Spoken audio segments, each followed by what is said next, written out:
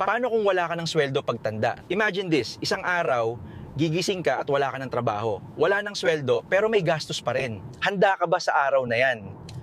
Kasi sa totoo lang, lahat tayo pupunta doon. Parating yung panahon na hindi na kaya ng katawan, hindi na kaya ng isip, hindi na kaya ng schedule. Magwala ka ng sweldo, ano ang bubuhay sa'yo? Sweldo ng anak mo? Utang? O paghihintay sa ayuda?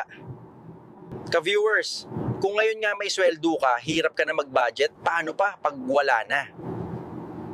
Kaya ngayon pa lang, habang malakas ka pa, habang may income ka pa, dapat naghahanda ka na. Hindi ito about pagiging paranoid. Ito ay pagiging responsible sa future self mo. Simulan nyo ang pagtatayo ng inyong pangmatagalang healthcare, simulan nyo ang pag-ipon para sa retirement fund.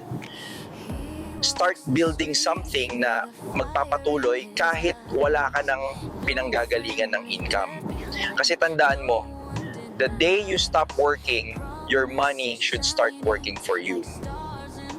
And that only happens kung naghahanda ka today. If you wanna know more, comment #Kaiser below. Kapag may sistema, may resulta.